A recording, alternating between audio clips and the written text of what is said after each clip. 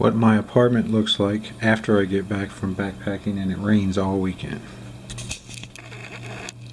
Wet shoes, wet Tyvek that I put underneath my hammock. There's all my wet rain gear, wet shirts.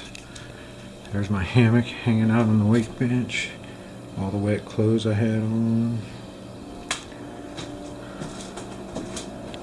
My dirty dishes. Not part of the camping trip.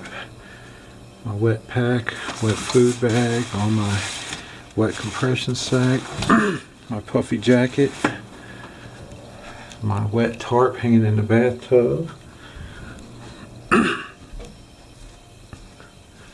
wet sleeping bag, wet underquilt, wet sit pad, various wet gear, buff, stuff sack. I had electronics in, a wool hat I took, some darn tough socks that I had on there still wet.